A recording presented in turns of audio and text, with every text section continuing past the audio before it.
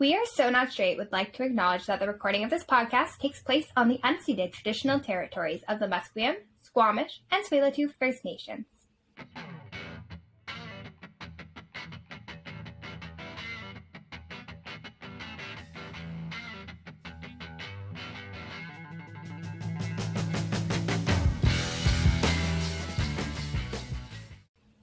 Welcome to We Are So Not Straight, the podcast where two drag sisters talk about everything curvy, swervy, and crooked.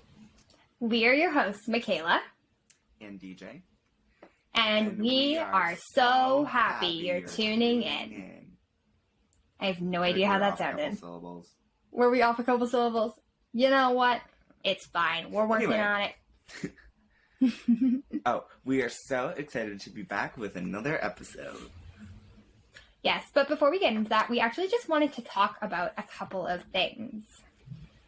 Yes. Yeah, so first off, we just want to give a really big shout out to a very special listener of our podcast. Yes, so I have a really good friend who is almost like my cousin, Alicia. Hi, Allie, if you're listening. You probably are, so hello. Hi, lovely to talk to you through my podcast. I don't know what I'm doing. Anyways, I got a message earlier from Allie saying that her niece, Nico, loves listening to our podcast and that our podcast has helped uplift her spirits. And, you know, I love to hear things like that. It is one of our goals. That's not what I'm trying to say. One of our goals with this podcast was to allow people to hear from people who, you know, can bring joy to life. And we love to be a positive influence. Is that what I was trying to say? Yeah. Yeah, a positive influence. Light.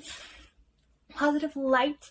That's a good one. Positive light in people's lives. And that's why we strive to be the most positive we can on this podcast. And you quite often, very little, hear us be negative on this podcast. Or I'm just like a person who's been negative and hateful. Yeah, exactly. Yeah, we don't like people who are negative and hateful. And yeah.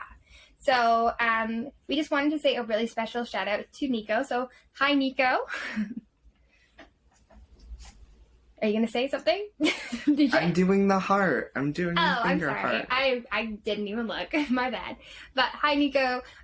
We just wanted to say that we are so glad that you were listening to our podcast. And thank you so much for being a wonderful listener. And we love you very much.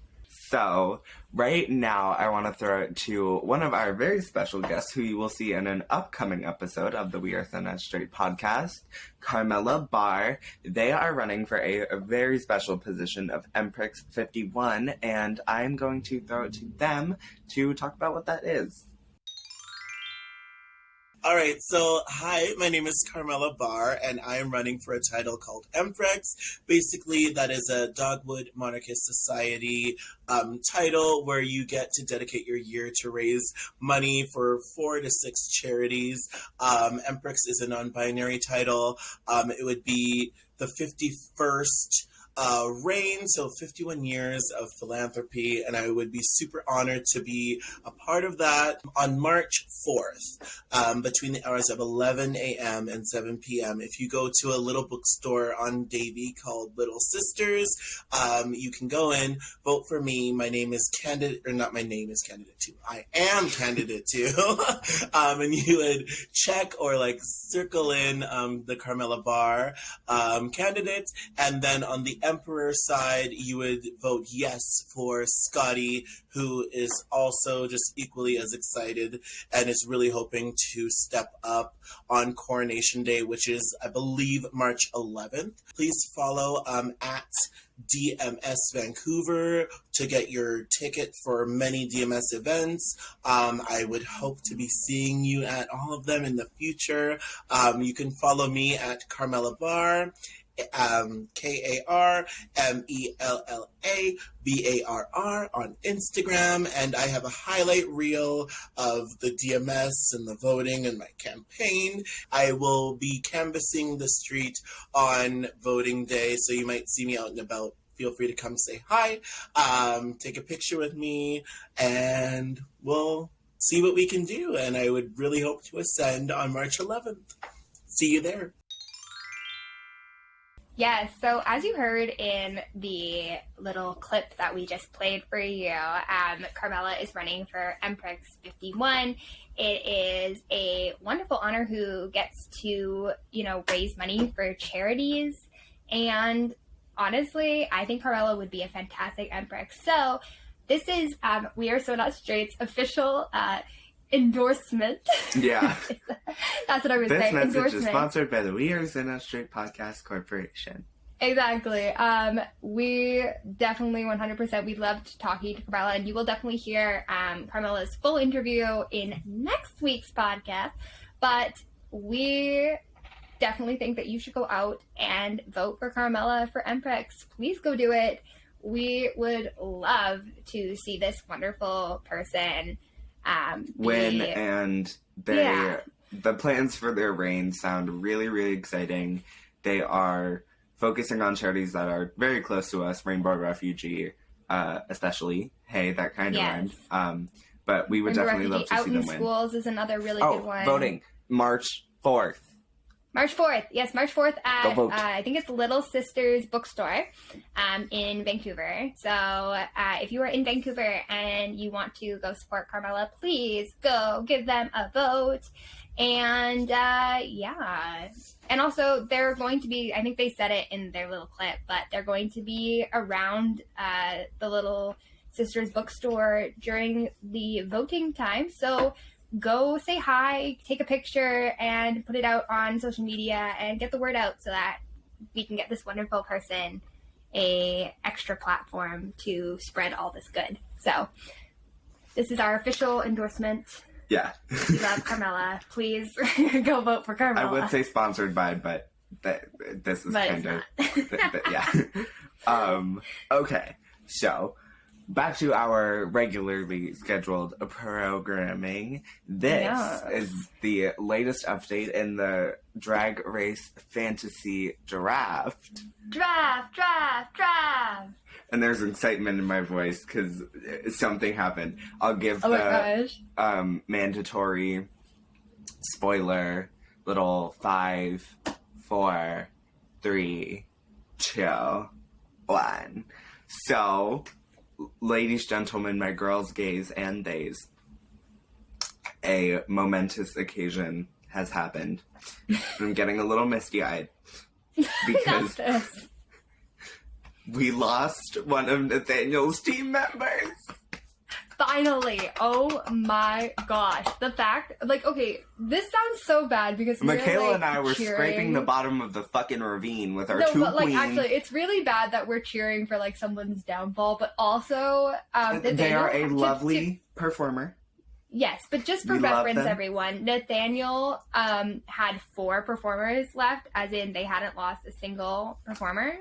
And both DJ and I were sitting at the bottom of the barrel with 2 performers. Yeah, we also would like to say we are not happy. here to judge these people on their drag. This is just our opinions, how it is presented in the challenges on the show, and that's that. We forgot to say that at the beginning. Literally no malice here. We're not like, oh, we fucking hate this. No, you're not gonna get that here, right? No. If you want that, you go to a different podcast because we are definitely go on over to the Next Host channel. But anyway, because we didn't say this at the beginning, but drag is a form of art and all art is valid. So that is also why we do not do that.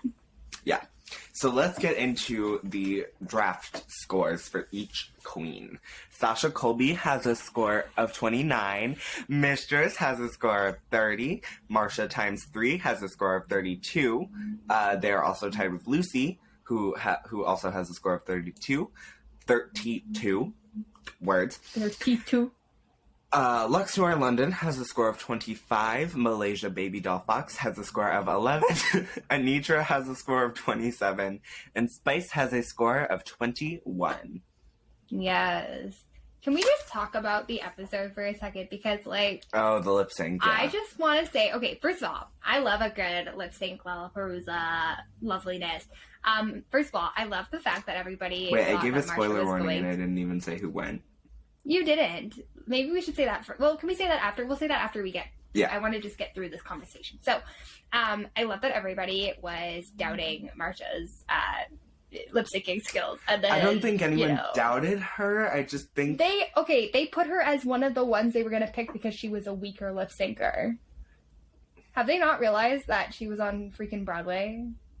I also think Broadway, like, you know, the 5, 6, 7, 8 is very different than the let loose, let me put it all on the stage. But I do think she gave it. I started singing Let Loose. Let loose, I said let loose. You were like, let loose, and I was like, let loose. Michaela said, I know the choreography, you are getting words. Lucy LaDuca, we love you. I'm sorry. That was funny. I think my rendition is almost as spot on as it was in the television show. Hey, I saw a video of her singing that, and actually, I think they did her dirty on that note. But anyways, not sure, Jan. Anyways, but yeah, I loved that Marsha was getting, like, kind of looked over, and then she just, like, came out, she was like, bam, here I am, which was really Boys cool. Don't Cry is a very good song. Oh, such a good song. Such a good song, and definitely would have been my pick, too, so I'm glad that was what the pick was. You wouldn't have done a little Celine Dion up there? Oh, no. I like to, like, bop to the top, you know, like, dance it, yeah. Bop to the top, that's what my grandmother says. Hey, I'm just, you know. You might bop a little too hard and throw your knee out, Miss Thing. I've done that many a times. Anyways. But yeah, no, I loved that part. And then, but I feel like there was, you know, a little bit of riggery going on. It was a little rigamorous with who ended up lip syncing at the end. Was just a little. How? A certain person, not the one who went home, the other one. I'm sorry. How is that rigged, though? Oh, I thought she should have been saved. Well, she was up against Sasha motherfucking Colby. Yeah, but in her second lip sync, you really think, no offense, don't get me wrong, Lux is on my team, so I was very happy that Lux won. Was that the 3-way? Yes. And that was... Lux and... Anitra and... Not us forgetting who was the other person in lip sync. Was Mistress in the... No, Mistress was... Well, Jax. Yes, and Jax. Was it Jax? I feel like it was. Now I'm confused. I don't know. But whoever it was, the 3-way lip sync, I don't believe, no offense to Lux, because I thought that Lux did a very good job. But I thought Anitra did a really dang good job, too. So when it kind of boiled down shocked. to it, I was glad it turned out the way it did. But anyway, Jax unfortunately did leave the competition. Yes. But someone had to go, and Jax had just kind of run out of material. Well, and I also respected Anitra for picking Spice. To save. Me too. I thought that was... Too. No, okay, but here's the thing, though. Spice even said it. Like, she could have been an easy pick. Just be like, boom, she's out, and everybody goes on with whatever. But I thought when Anitra said, I picked the person that I wanted to go against a competitor. Which I think is fair. I thought that was, first of all, brilliant plan on Anitra's part, because now she's gotten rid of a big threat. But also, I thought that it was respectable to not put Spice through another round. I mean, I was gonna say a brutal, like you know. Yeah, it wouldn't have been. Does that make sense? Yeah. Anyway, so the draft total, so the team scores. Team Minx is still in the lead, not by very much, with the score of 7. Michaela's smiling because she knows the score. By 1 point. With a score of 72. Team Treble is eating their asshole with the score of 71. I am on his heels, y'all. I am breathing down coming up the his rear. neck. Okay. I'm in 3rd place, finally, with the score of 59, and Team Joey and Connor is in last with a score of 53. So, in other words, y'all, it was a good week for us because I'm 1 point away from Nathaniel, and DJ finally surpassed being in fourth place. So, we're doing well. Mistress getting the win really helped. And then her winning her first lip sync helped a lot. Yeah, definitely. But y'all, I am very excited to see what is going to happen. It's tight. I have a feeling one from each team is going to make it to the finale. I would love that. I think that would be so cool for all of us to have one person in the finale. Like, how lucky would that be for us? But we're going to have to find out if that is what's going to happen in the coming weeks. But you will find out more about our scores in next week's podcast. Now, we have a jam-packed episode for you. Now, I know y'all probably realized that we did our live show last week and we didn't have an episode that came out on Spotify and Apple Podcasts and YouTube and all of those lovely things. But we thought we would make it up to you guys for technically missing a week, I guess, by making this episode super jam-packed. So we are going to interview 3 drag performers from Halifax, Nova Scotia.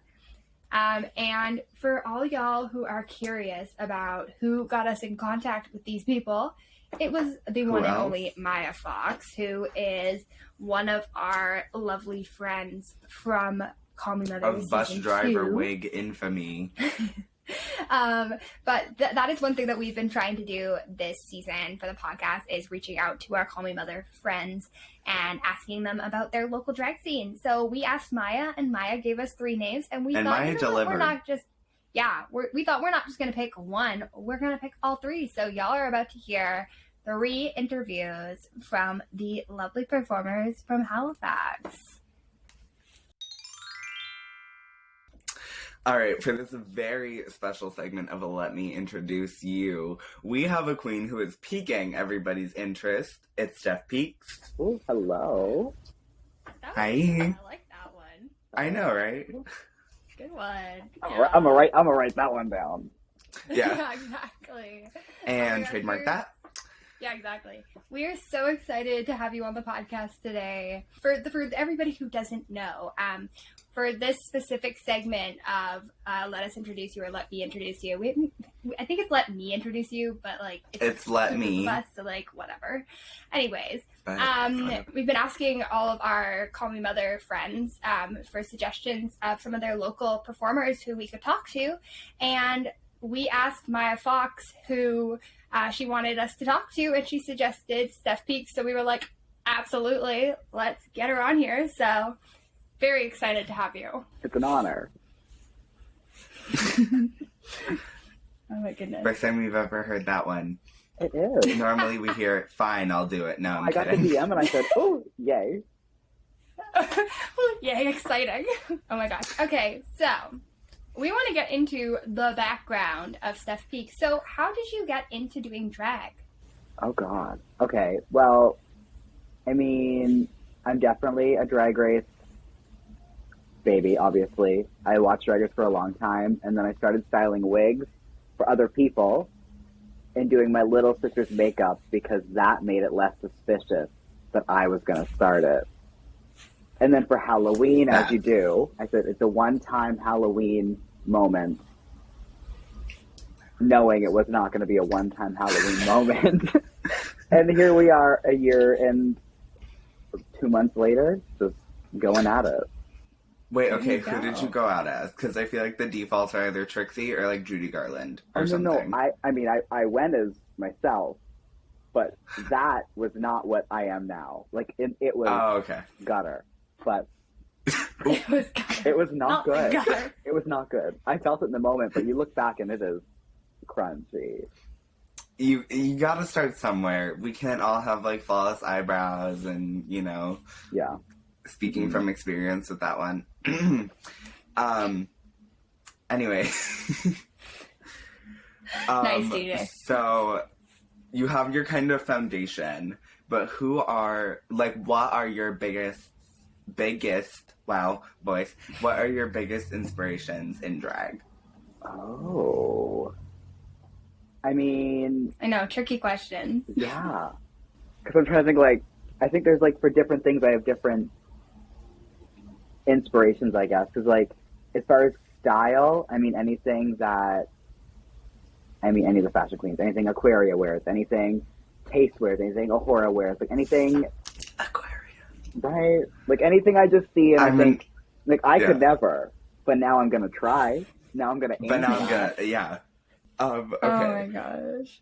Wait, Michaela, Were you about to say my question? I'm DJ. sorry. We're very organized.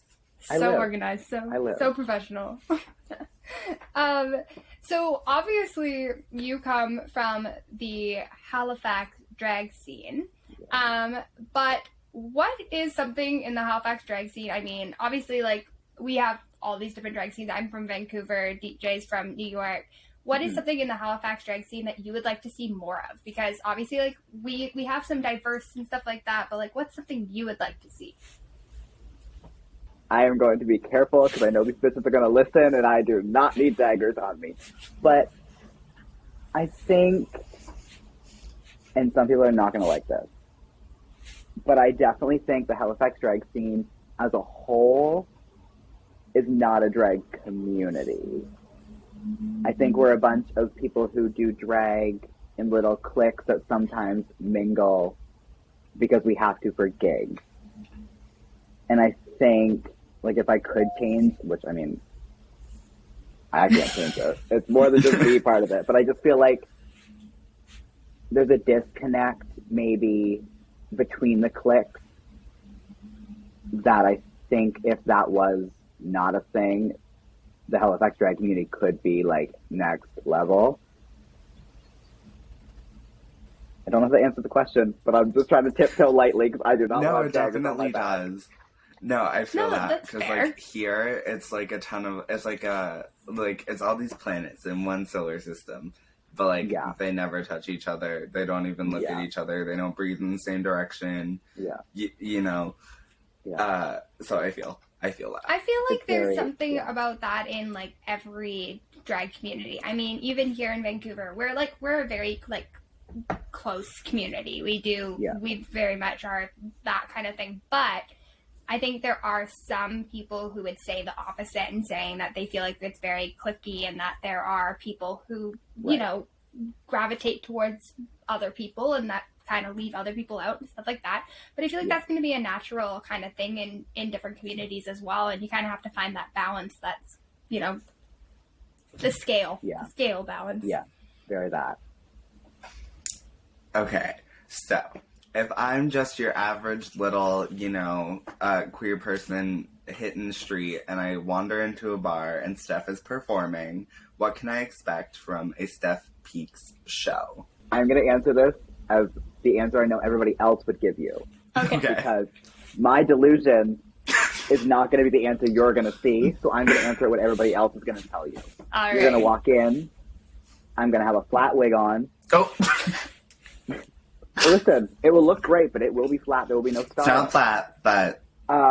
Probably a new costume because I'm really bad for making a new costume every show. And I can't dance. They call me Steph Points because my hands are constantly pointing. Like, after I say this, now if you go watch a video, you're not going to be able to look past it. Oh, God. But it's very pointy. So I'm going to say... Pointer sister. Flat wig, new costume, and a lot of pointing. I love that. That really sells it. That's a really great sell. Honestly, I would totally go to a show for that. I would see it. So entertaining. Perfect. But also, I'd like, be the new very costume entertained. thing, I'm sorry, costumes are either expensive, a lot of hard work goes into it. If I see a costume, you know, like, there doesn't have to be a new one every time. I'm not that kind of girl. I'm trying... My New Year's resolution was to not be that kind of girl. How's that going for you? We're a month and a half in and it's not going great. Oh, God. Oh, I love that. At least But we honestly, try. It's like dry January. You do it for a month and then you know. Yeah, exactly. Exactly. And honestly, like, I mean, I think it's pretty cool that you make your own costumes because, like, a lot of people just, like, go out and source, like, other materials or other people to make their stuff. And I think I actually think it would be really cool to see, like, everything that you're making and stuff like that, too. So. Right. No, it's something that, like, I enjoy it. I need to be smarter about it because enjoying it is different than spending more than you're making. Yeah. But mentally, it's great. It's great to just, like, sew a little costume, and then you walk into the venue, and it's never like, oh, Steph, you're beautiful. It's, oh, Steph, that costume you made is really great that we didn't see ever because it's brand new. Because I just finished it 2 minutes ago. I just made it. I just threw it on. There's a TikTok trend going around, and it's like, it's from a show, but it's like, all you do is sit home and sew. And it's like, what's wrong with my sewing? Like... Me. I need that sound, then I'll make a TikTok out of it. Please do. That would be great. That sounds like a great plan. Oh my gosh. No, I love that. No, I think you definitely sold yourself well. I would definitely come to a Steph Peaks show. I think it would be really fun. Just point right at me. That's all I need. Right. just that's all, like, the whole song. Mm-hmm. Yeah. Just a point. Just single point to the one person in the audience. And that's it. That's all it is. Yeah. Audience interaction. What is that? Oh my gosh, no, I love that. Direct eye contact. Just. Yes. Okay. I didn't have this one in here, but I'm going to ask it because we haven't asked it before, and I think it's an interesting question. Oh. If you could join any other drag community in Canada, which drag community would you join and why? See, I haven't been I've only been 2 places out of Halifax to witness the drag community. I've been to Toronto. I'll kind of say that also is just solar systems or like planets in a solar system. Now that you've said that reference, I'm using that anytime. That's my go-to now. And then like a couple weeks ago, 2 weeks ago, time's not a thing.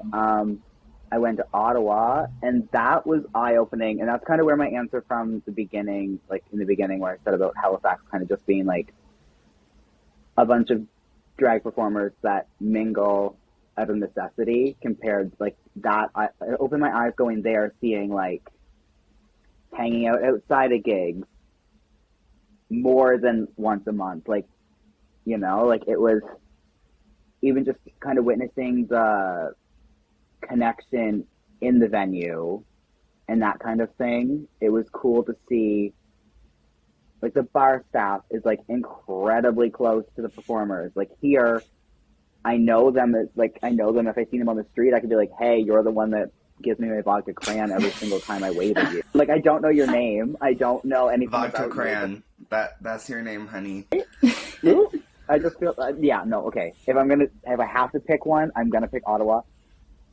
Only out of the small knowledge I have of other communities and the connection that I witnessed. Yeah, no, that's totally fair. I mean, I think Vancouver, you need to come here because Vancouver is very much like we have that community of like, I mean, quite often we'll have performers because our area that is like our drag area, I guess is what it's called, but it's not really that, but Davie Street, in Vancouver is, because we're so close with performances and stuff, quite often performers will go and perform in a show and then go and like support another performer at a different show that's like down the street from where they are.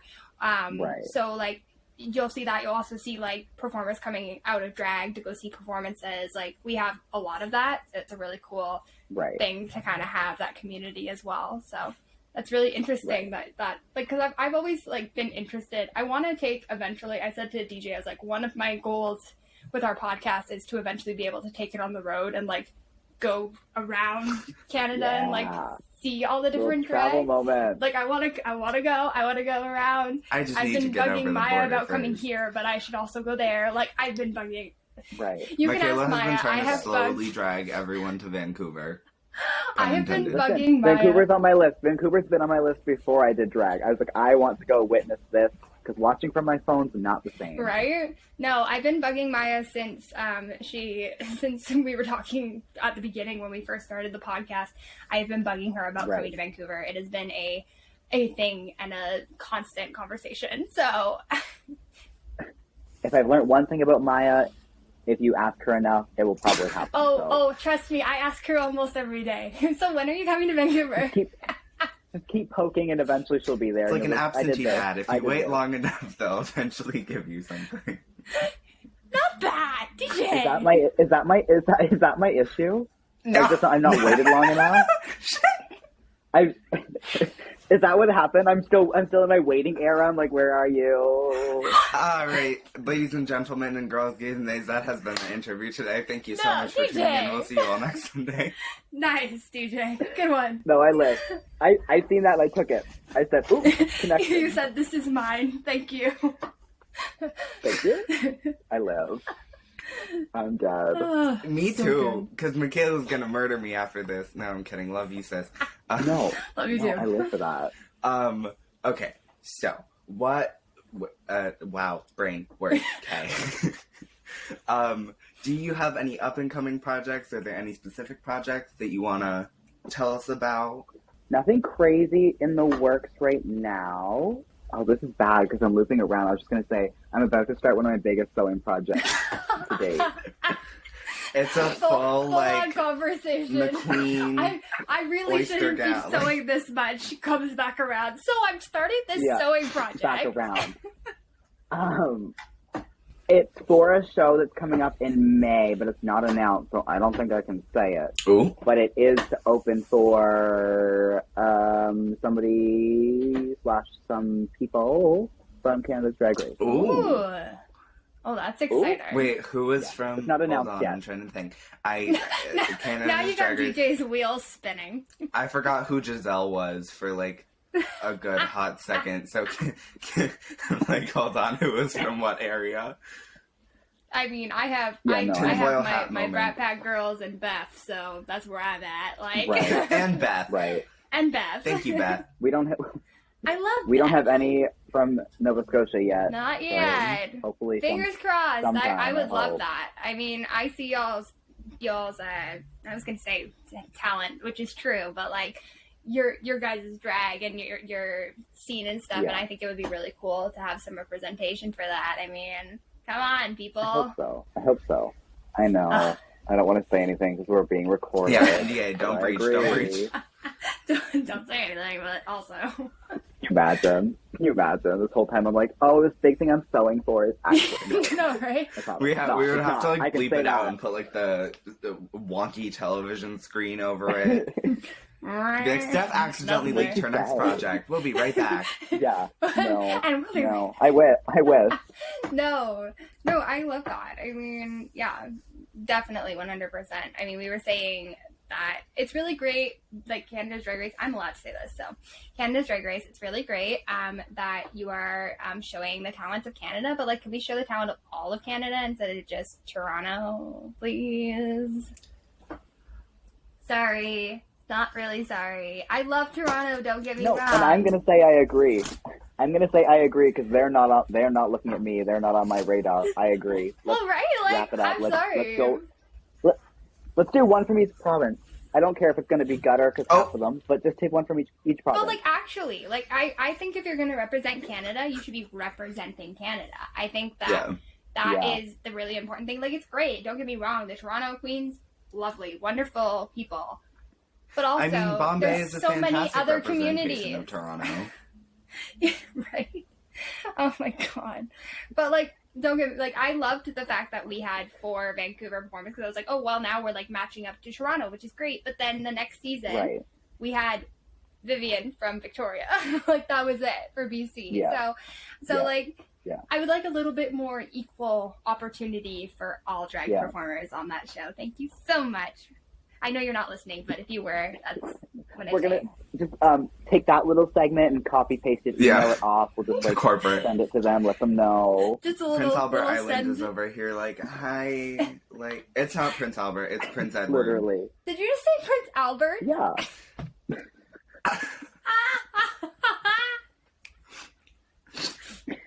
It sounds like a white man. It was close enough. It does. It's okay. I have a really funny clip of DJ in one of our podcasts where he said, "What did you say? That Canada and I the forgot US that weren't Canada in was part weren't of in North the same America. continent." He goes, You know- yeah, you over there in wherever you are, and me in North America. And I go, I'm in North America too, babe.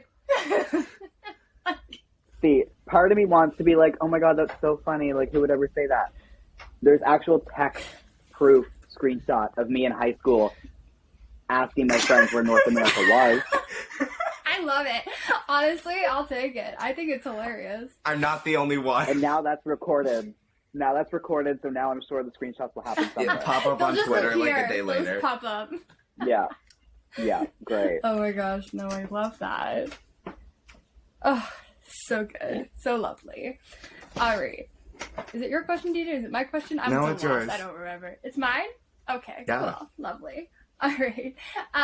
So one question that we love to end our interviews with, and I think that is a really important question, is so DJ and I are both drag performers in our respective areas. Not my phone again. What the Rude. heck, people? I Please love that hold it's one the moment house for my phone, too. It is. The landline. Oh my god, I it's know, Sirius for a XM. second, Okay, the ring Sirius really threw me XM, off. if you are listening, please stop calling us. I'm not interested. I do not care. Michaela is Just coming saying. for all the conglomerates this evening. Oh My god. no, There y'all, goes the Sirius XM Yeah, there y'all, I goes the have to sponsorship. explain. There Sirius goes XM, Michaela ever getting on Sirius Drag Race. XM has been. I'm not going to be on Drag Race, and I don't want to be on Drag Race. Thank you very much. But Sirius XM has been calling us at least twice a day, like for the past month. Like, I'm over it. I do not need this anymore. And it's in random times. It's random hours of the day, so I'd never know when it's gonna happen. It's quite interesting. 5 Not a a.m., fan. just like dead asleep. No, someone called it. They called at Sirius 6 in the XM. morning one time, and I was like, "Excuse me, I am asleep still." I would find their corporate office and like threaten whoever. I even went who onto dares the disturb my website and slumber. put that I was not interested in getting phone calls. And Okay, I'm back still to the getting interview phone board. calls. Anyways, back to what I was saying. DJ and I are both drag performers in our respective areas. And we just want to know, what advice do you have to either young drag performers or people who are interested in starting drag? Ooh. Okay. So, you said that, and I felt some things like connect. I'm only gonna say this first one because it's fresh in my brain. God, these Halifax people are gonna watch this and they're gonna know what I'm talking God. about. I'm gonna say, if you're new, take opportunities that are given to you, but don't offer your services and your talent for a tip spot too much because you're setting yourself up. You're giving the impression that that's all you'll work for. I get the whole like getting your name out there, but just be careful the amount that you're offering your services and talent for free, because it's soon going to become something that's taken advantage of, opposed to showing off you as a performer. That's point one. Right. My second point is going to be from personal experience, and it's going to wrap back around to another answer. You don't need to spend an insane amount of money in your Nathaniel. first year. I was about to say, our Listen drag up, sister needs to hear that. Oh my gosh. It's your first year, and listen, I am hypocrite city right now. Like, I am talking, be smart, work on your craft first before putting a rhinestone on it, because the rhinestone will make it pretty, but the craft will not be. It can't be a garbage pretty. bag with rhinestones on it. I mean, listen, I'm hypocritical for saying don't spend all your money, but if you start off saving your money and spending it wisely, you won't end up where Maybe I spend am. it on a gorgeous lace front wig and not a hard front. People.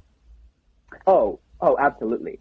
Don't buy a hard front. If you buy a hard front, you can stop now. Just quit. Just out. Just leave. Quit while you're ahead, No. Becky. Sorry. It can be flat, Yeah. but We can lace get front. there. We That's can all. get, yeah. No, I love that. I mean, I think that's really, I mean, we're joking about the fact we love our drag sister, don't get us wrong. But, like, Love it's is quite a funny. very strong word.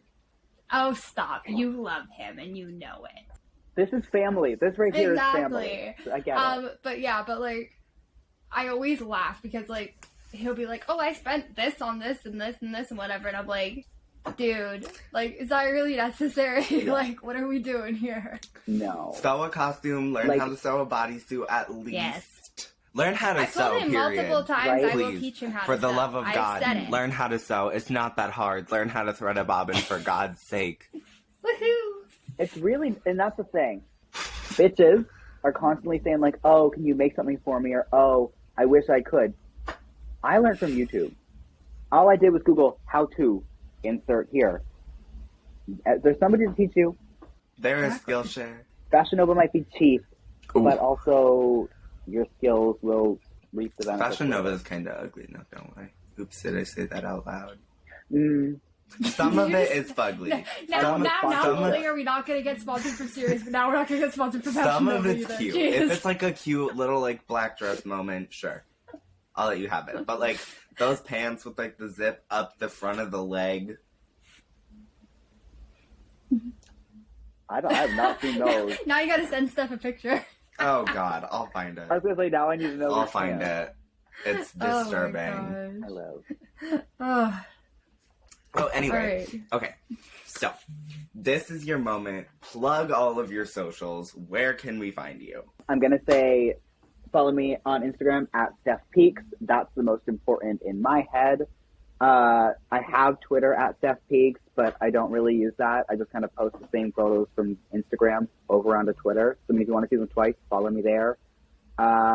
TikTok is also Steph Peaks. About having a name that I haven't found anybody else having is I don't have to compete for any of these little social media handles. Everything's just Steph Peaks, no fancy dots, no underscores. We're good. I love that. That's kind of with my drag name too. Like mine was so like out there that nobody has my handles, so I can just be the same thing on everything, which is great. If I see another Steph Peaks pop up, I will take you down. Court. Papers. Will the I real will Steph fully Peaks take you please down. stand up, everybody? Ooh. Talk about spending money. I will spend what I have to get your shit taken down. Elon Musk has like a death note on his doorstep, and it's like, if you do not remove Steph Peaks 2 by tomorrow morning. That part. Buddy Elon's gonna get a text. Hello. Hi, I know where you live.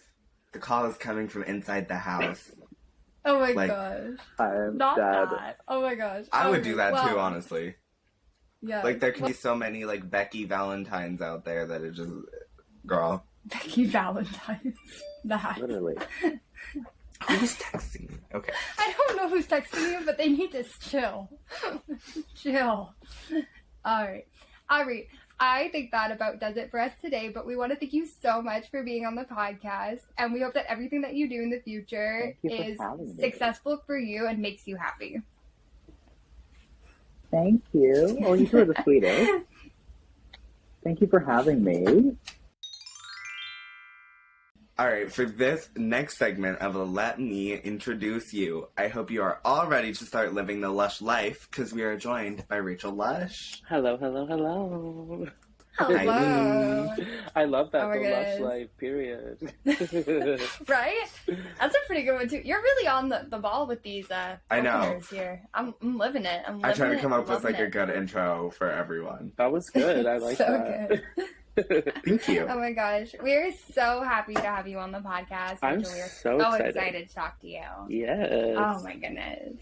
I know, I was Alright, jealous well, when let's I saw yeah. Maya on it. I was like, okay, when's my turn? Hello, me next. What glimpses Like, you saw hello, of Maya excuse through me? her Yeah. malfunction. I mean, it worked out because when we asked Maya who we should interview, your name came up and here we are. So it's Good. great. It's wonderful. All right, we want to get into some of the background of how you got into doing drag. So can you tell us a little bit about that? Yeah, totally. So I've been doing drag it'll be 9 years this year. And I started doing it in a local competition here in Halifax called The Swine. So the way it works is you get paired up with a local performer. You kind of practice leading up to. You never get to see yourself. You don't know what you're going to look like. And then night of, you walk out in front of a full audience. You're like, hi, this is me as a boy, whatever. And then you go back and you have an hour to get ready. So your mother is doing your face, putting you in drag, everything. You walk out in front of the audience again, reveal yourself, and then you turn around and they reveal you to you in a mirror. So that's the first time you get to see yourself, which is insane. And then they're like, okay, turn around and perform. And you're like, oh, okay, sure. You better give. Yeah, so that's how I started, and I kind of just like took it and ran with it. I ended up moving from Halifax to New Brunswick, and that's where I kind of really started doing it. I was part of a drag house of Rivers, where Maya also came from as well. Me and the two other members kind of started over there and built a name for ourselves, and then just kind of perfected the art, I guess. Wow, Yeah, that's really cool. Like, that's such an interesting concept in like a competition. That's fun. Like, I mean, we have so many different competitions, but like that's like a unique one that I've never heard of. I feel like if we did that here, it would be very interesting. I feel like we'd get some interesting. It would depend on who. I guess it would depend on who is competing, because I feel like in the case of like, if it was certain performers, I feel like because we have such a interesting group of performers out here in Vancouver, that I feel like it could go all different ways. Like, I feel like we'd have like such a weird mix of people. It'd be so interesting. It's definitely like evolving over time, because like when I did it 9 years ago, it was like anyone could enter, and then they kind of just pair you however. But now I think they're going to start transitioning it more towards like you get to pick someone that you might know, because for people who are like non-binary performers or like gender fluid, whatever, they might not feel comfortable being paired with like a cisgendered person who's a queen. Do you know what I mean? Like, yeah, totally. Those kind of lines are like, okay, well, I don't really feel comfortable with this person, but I might with this person, that kind of thing. So I think we're trying to sort through all that right now, but 9 years ago, it was a whole different story. Yeah. No, that's I would just love cool. seeing someone be painted in like a full, like, king something and just turn it out. Like, that would be everything. Right? That'd be killer. No. It's like a running joke around here, because when I did it, I got paired with my mother, and makeup was very different 9 years ago. I had a chunky glitter lip. And a real chunky, and we all make fun of her for doing it to me, but it was not the moment. It was like a glitter lip. It was like a gray silver. It was weird.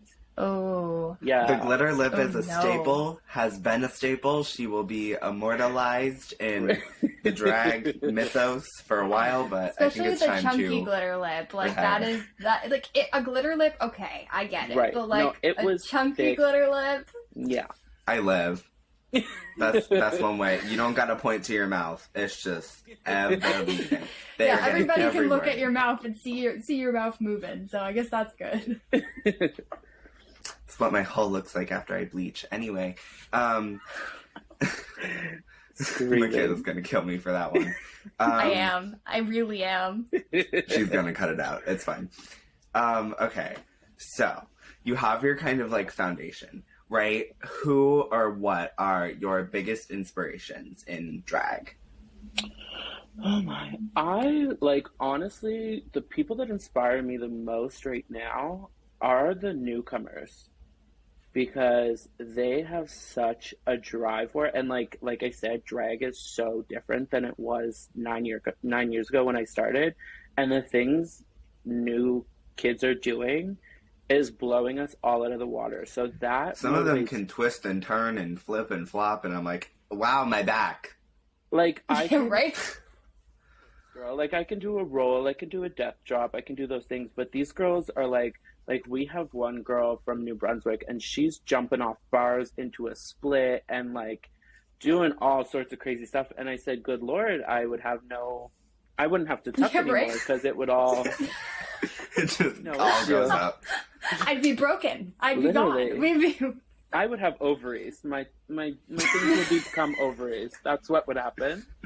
So Very that. these new kids are doing it all and giving us a run for our money, and motivates me every time I see them.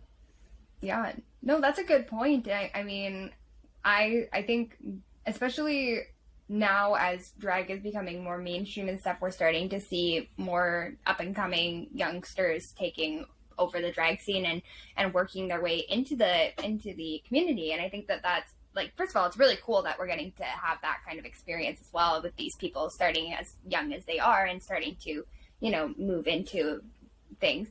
But I also think they're able to teach everybody, kind of, we're evolving with the people who are coming into the scene. And I think that that's really cool that people are taking that opportunity to do that. Definitely. Yeah, this girl that I was talking about, she's literally like 16 and showing us all up, and I'm like, you can't come around here anymore. It's just not okay. It's just not allowed. Jumping off my bar into that middle split. Literally. Yeah, excuse you. Yeah. I was in a competition, totally. And somebody who went on before her did the same thing, jumped off the bar, and she looks at all of us and she goes, yeah, but how high did she jump? Can I jump higher? I was like, excuse me? Everyone You're brace yourself. Strap in.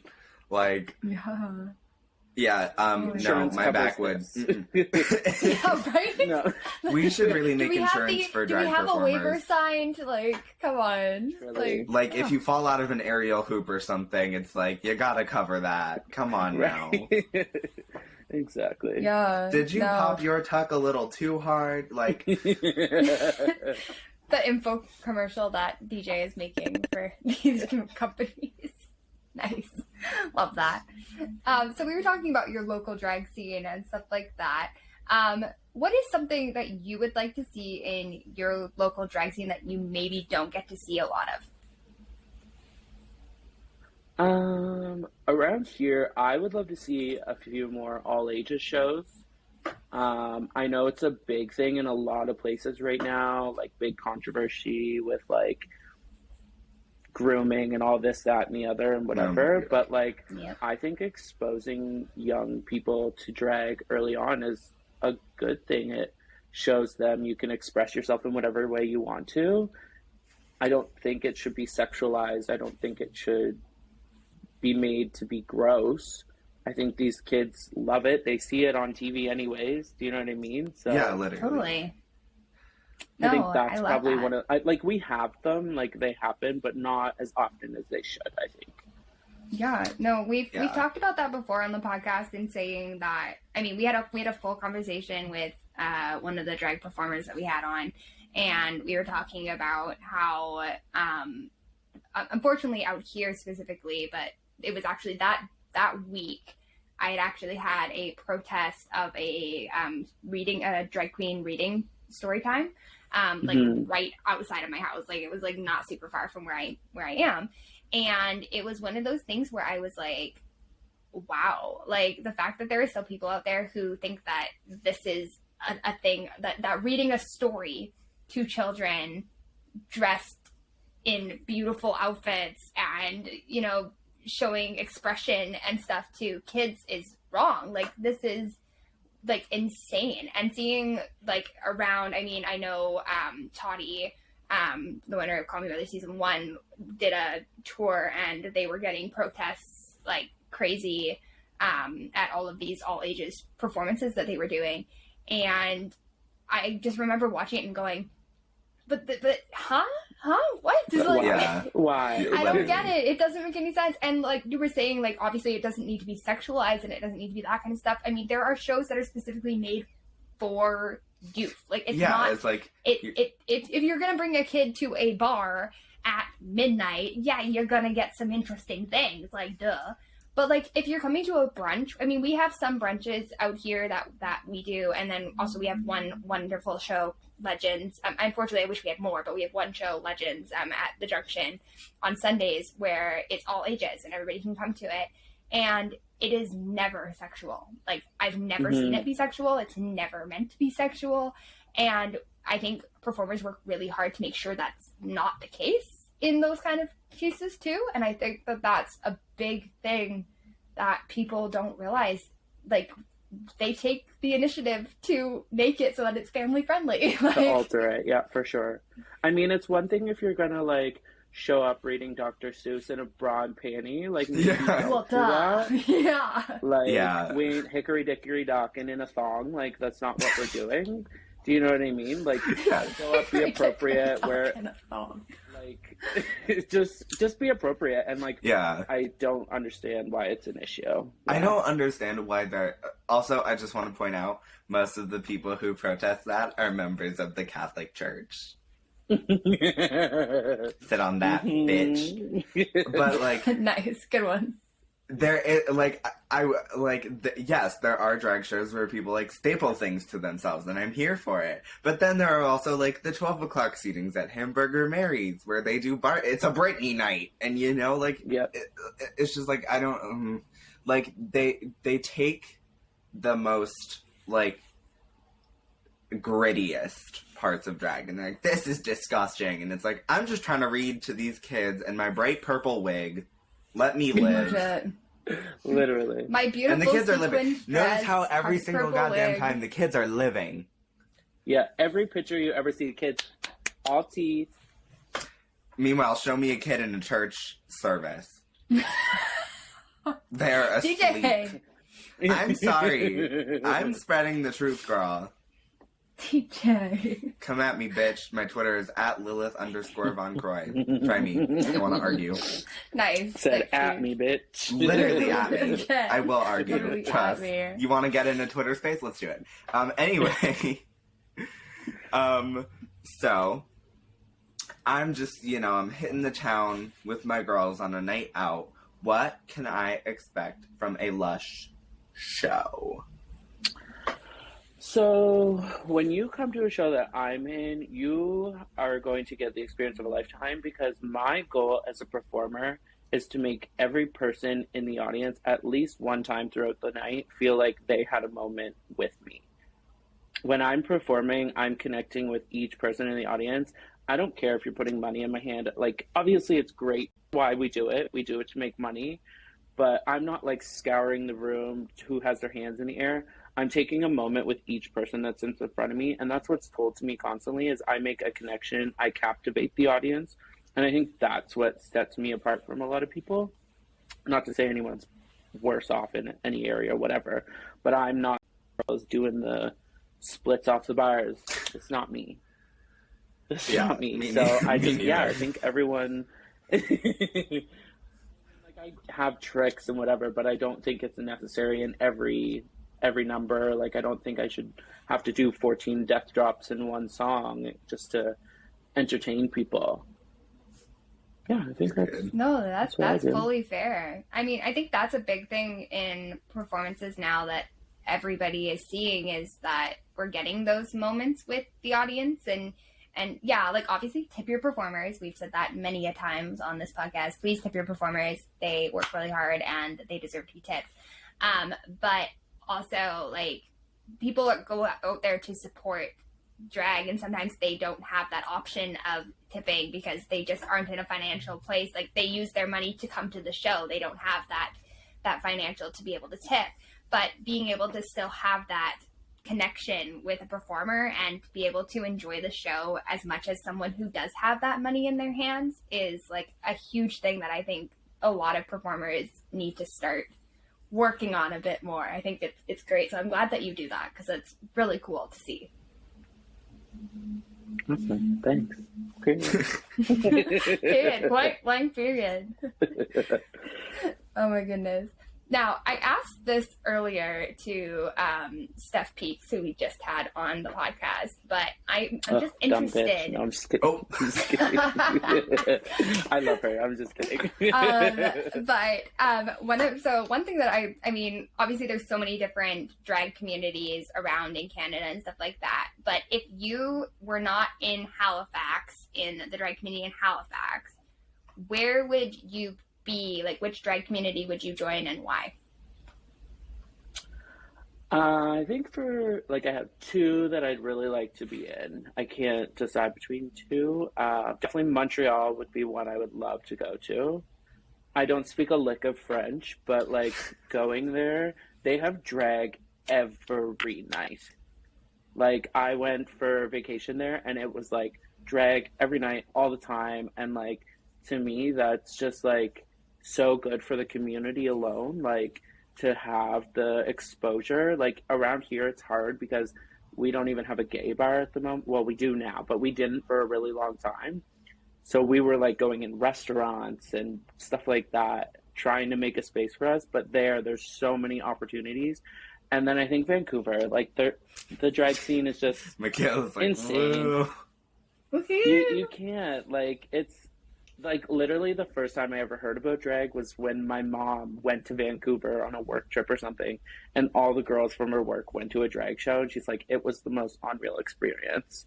So I've never been, I've only heard, but I would love to be able to go. And Oh my gosh, see you what's should going come. on. You should come to Vancouver because, yeah, Absolutely. we have such a fantastic. I mean, we've had so many of my Vancouver locals on this show because I wanted to showcase, obviously, my local talent as well, and. Not that I don't like, I mean, I love the fact that we're getting to talk to everybody all around the place. I mean, that was the whole point of starting the podcast, was getting that opportunity to talk to drag artists all around Canada. I mean, that was the whole point of it. But Right. obviously I have to give support to some of my locals as well. And, Absolutely. I mean, I love it. I mean, we have such a community here. And also, like you were saying with Montreal, like we have drag every night. There is a show, at least one show, if not more, every night. Like you can go out to Davie Street, or we call it Gavy Street because it's gay. But you can go there and there is at least a show happening somewhere on that strip of land. So, you know, it's a really cool community to be a part of, and it's super fun. And I've been bugging Maya about coming to Vancouver. This I think becomes she's coming a there constant soon. conversation. That's what everybody keeps telling me, but I don't know if I should believe her or not, because she told me that one time and now I'm not sure anymore. So I'm like, Michaela was is learning she or the isn't sense she? of security. We have a friend who works for an airline company, and I think they're gonna go together. I don't know I'll when, die. but I do believe she is coming your way. Oh, good. Because I've been bugging her. I literally have been bugging her, like, since we started talking to her about coming here. I'm like, Maya. And I'm like, I'll get you shows. Like, just come. Like, please. Like, I will It's figure out a way to giving, get you shows. Cult recruiter. It's like, just come. Like, don't worry. Just go. Drink Just the go. juice. That's Yeah. wrong. Drink the It's not juice. good. Yeah, no, legit. But no, I was saying like y'all should come here because it's such a fun community, and I think y'all would have such a great time. So There's like a large group of us that really want to go out there and no, come see out what's here. going on. It's super fun. Love that for you. Yes, but that's so interesting. I love that. Like, because of the fact of there's so much drag going on, that's why you would want to join those two. So that's Absolutely. really cool. Me over here like, wow, yes. Love that. Where are you at? I'm a New Yorker. New York. New York. Yeah. Mm. That's always the reaction too. It's constant. What is so wrong? Mm-hmm. What? Us over here in Canada, like, yo. Yeah. Hey. Mhm. Keep going, DJ. Go ahead. You know, I'm not. Mm-mm. No, DJ, So- not again. All my love from the States. I'll send you all a postcard. Peace out. No, I'm kidding. This is what I deal I with do people. want to come to Canada. Yes. I'm not paying duty for your postcard. Fuck that. That's always Michaela's struggle. Like, whenever, like, That is always my someone comes out struggle. with Oh my merch. gosh. Okay, no, but legit. Okay, so like some of the brands of makeup Oh, that here are we go. sold in the States, okay, you like put your stuff in the cart and you're like, this is great, lovely, wonderful. And then the shipping is more than what the product is. And you're like, excuse me? Yes, and then sometimes then- once it's shipped, you have to pay the duty. Exactly, and then it hits the duty, and then they go to like to deliver it, but they're not actually going to deliver it. They're going to put it in the post office because you have to go pay the duty. and you end up getting hit with like this other fine, and you're like, now I've spent $300 on 4 products. Like, this is ridiculous. Can't relate. So bad. Terrible. Ugh. Anyway, okay, so we kind of like to ask one question to everyone we have on the podcast, and that is, what is your advice for baby or new and upcoming performers? Oh God. Ask for help. Like, I think a lot of new performers are so timid and scared of like people who have been doing it for a long time, and they don't know where to go and reach out. Not that I'm like, you need help, but like, it's just like eyebrow. Ask for help. Right? Well, I've told a few girls they need to fix the brows for sure, new and old, but that's just me. No, but like, I know what it was like to start out and like not really have a whole lot of help. So when you're first starting out, you're like, okay, let me try and figure this out on my own, and it's not easy. And if you can just surround yourself with a bunch of people who can just give you advice on how to even make small changes in what you're doing and then adapt it with what you are good at, then I think that is just best case scenario for newbies. Yeah. I mean, I think... Yeah, also work on makeup. I feel like a lot of these new girls come out here and they're like, I'm just gonna twirl and spin and kick and da-da-da-da-da. But like... Well, if they twirl fast enough, you don't get a look at the face. Just keep moving.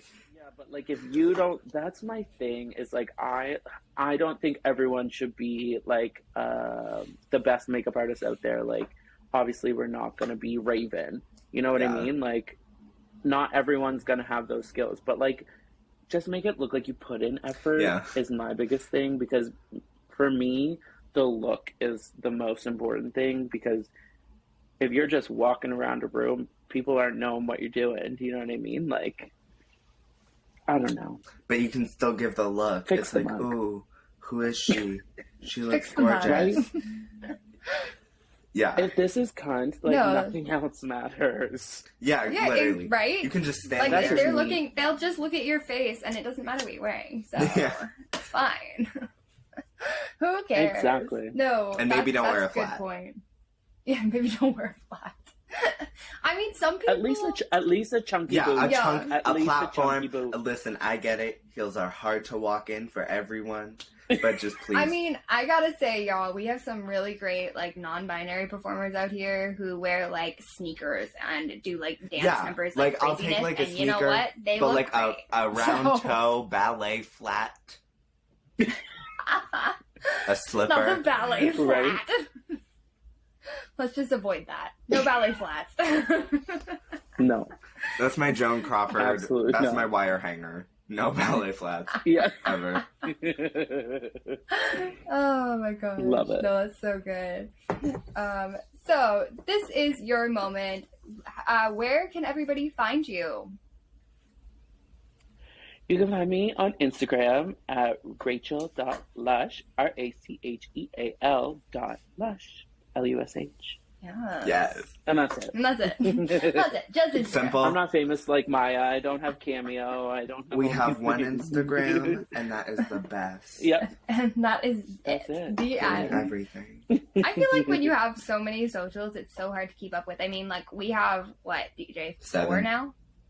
So many.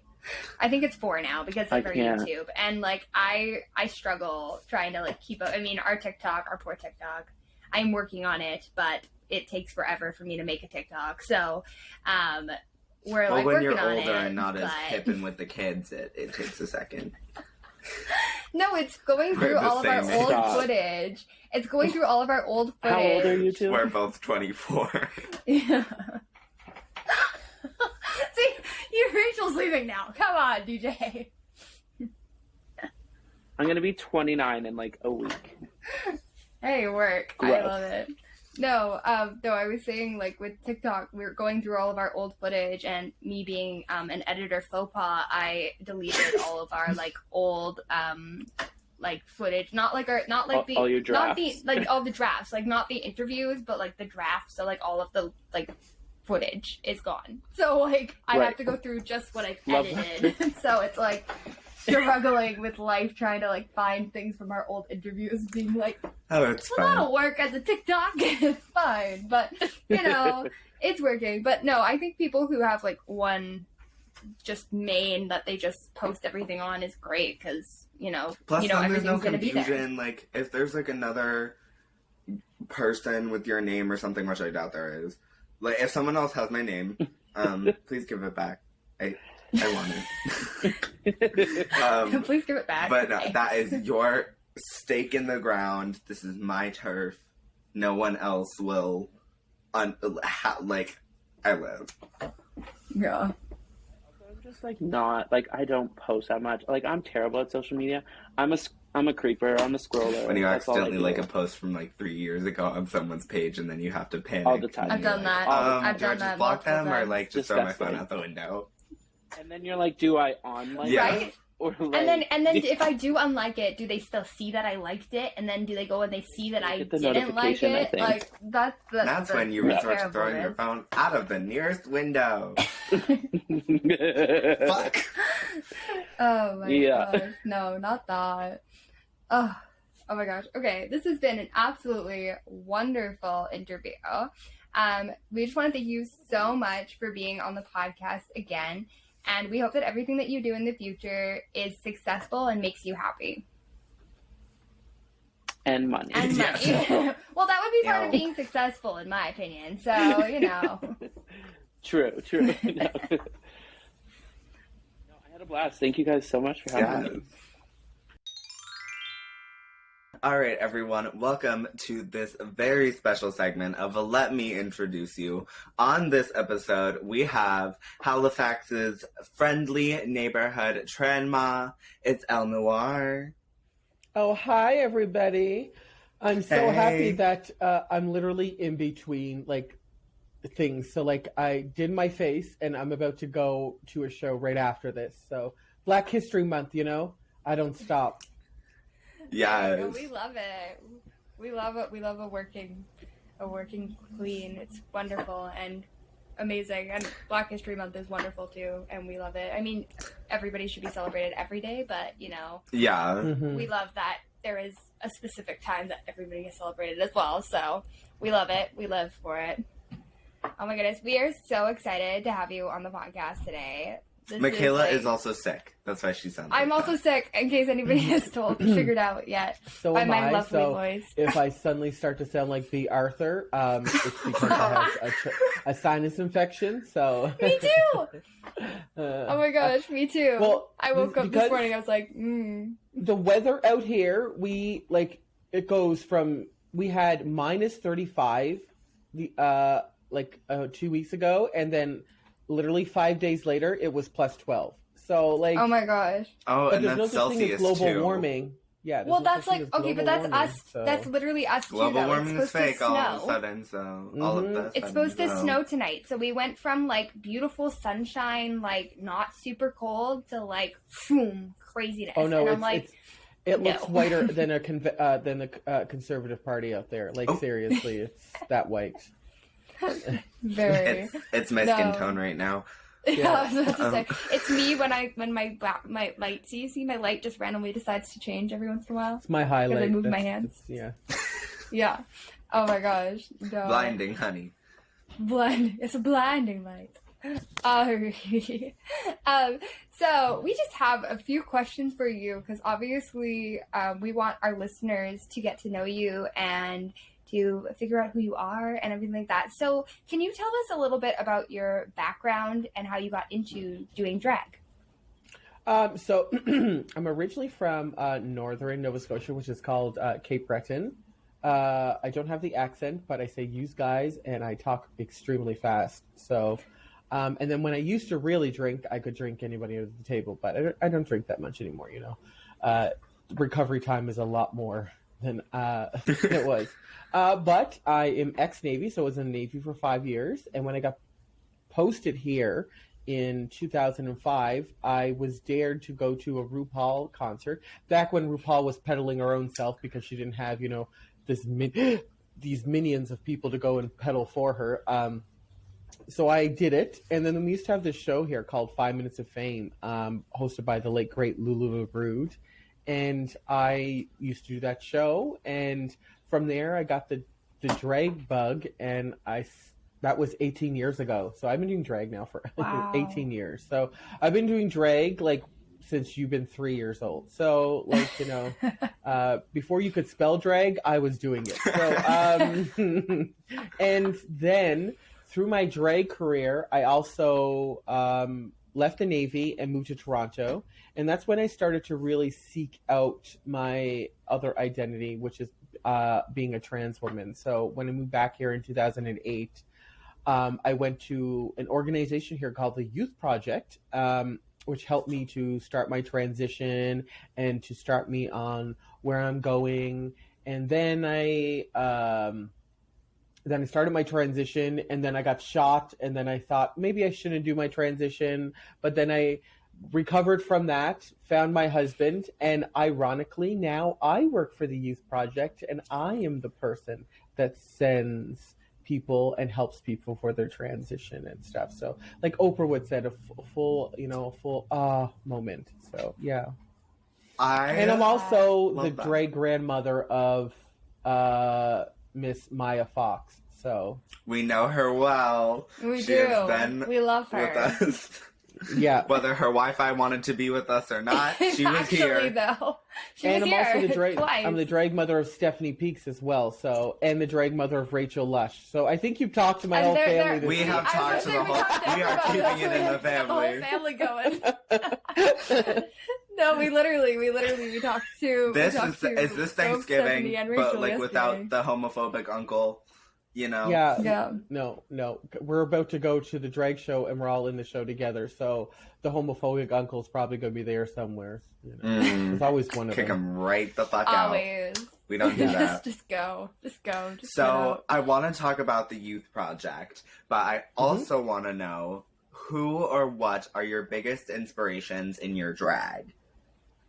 Well, firstly, the Youth Project is a organization for 2S LGBTQIA youth. We work from ages 12 to 25. We have summer camps. We have one of the only summer camps that is dedicated to trans and non-binary youth. And it's not that well kind as- of summer camp. It's the good kind. Yeah, it's like actually going to like in the woods Yeah. and stuff like that. Can you picture this in the woods? Oh God. Anyways, but I do Heels in the dirt. I love it. No. I'm almost 40 now. Forget the heels. I don't wear heels unless I'm getting paid to wear them. So,